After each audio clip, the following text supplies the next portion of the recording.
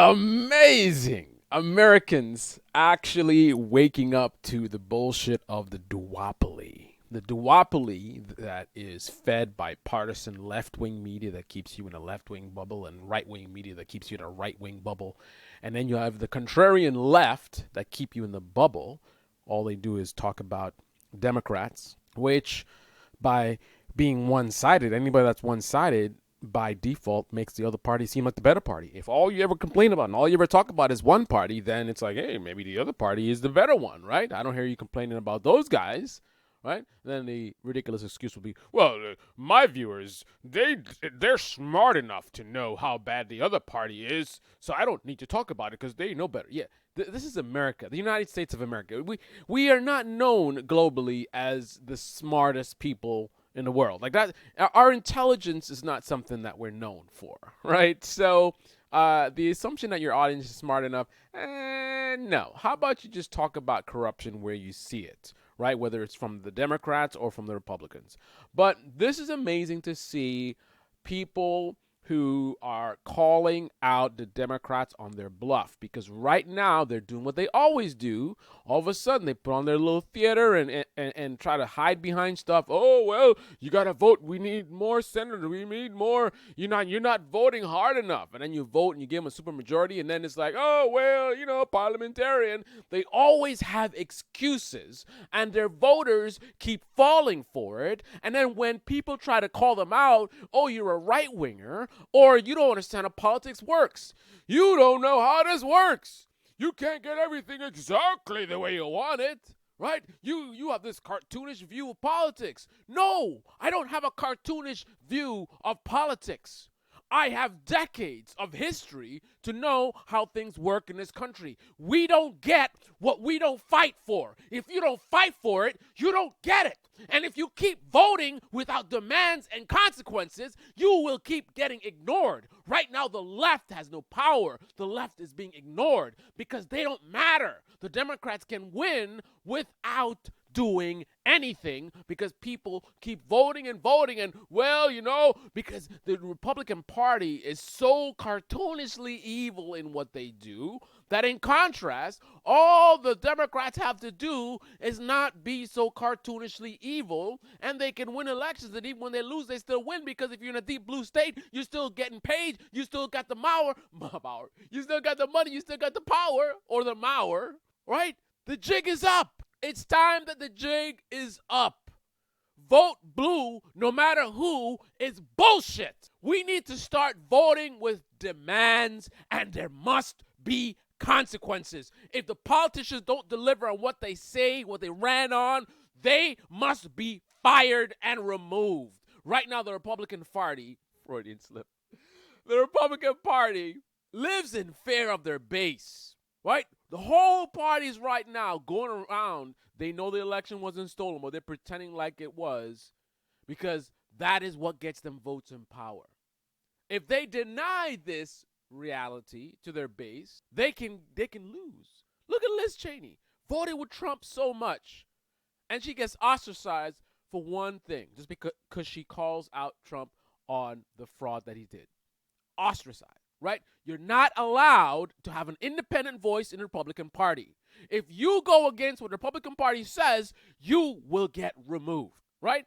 The base demands certain things, in my view, nonsensical things, and if you don't deliver, they come after you. You don't have such a threat in the Democratic Party. As a Democrat, you can deliver, not deliver, you can lie. There's no consequences because your base always votes blue no matter who. It's time that stops. And it's time that we remember how to protest. You have to vote with demands, and there must be consequences. And when you protest, you need to have some kind of specific demand, and there must be consequences if that demand is not met. It can't just be, oh, if you don't do this, we're going to be in the streets yelling, my body, my choice, my body, my choice. They don't give a rat's ass about you in the streets yelling your body, your choice. All they care about is money and power. Until you start talking about their money and power, they don't care about you. They live in their little bubbles. They don't have to look at you or listen to you. They're in their big-ass mansions. They don't have to acknowledge you. All they care about is money and power. Take away the money and the power, which we can do, and then they can start listening to you. Tell them this is what we want. And if you don't do it, you're fired. And it's at that moment when you have started to regain your power in this democratic republic. There must be consequences. You can't just yell in the street saying the same thing over and over again. I mean, it helps. I'm not saying it's not nothing, right? But you've got to talk directly to what matters, to the people in power who have the power to change things. You've got to talk to their money and power. This is what we voted for. This is what we want you to do. And if you don't do it, you're fired. And if that's not your movement, if that's not what you're pushing for, either you're wasting your time or you're spinning your wheels. Now, when you're stuck in the snow and you spin your wheels, that don't mean you're not moving at all. You might move a little bit, right? But I say let's get some traction. Let's get some snow tires. Let's get some 4x4, right? 4x4 is make your specific demands and be very loud about the consequences if those demands are not met. Democrats, this is what we demand that you do. Health care, minimum wage, women's rights. And if you don't deliver, don't come in fear-mongering about, oh, do you want those evil Republicans to win? It does us no good to have Democrats in power if they're not going to do their job. Let's let the Republicans win. Because in this moment, when things are this bad, it can be a loss that is so great that the Democrats be scared into action.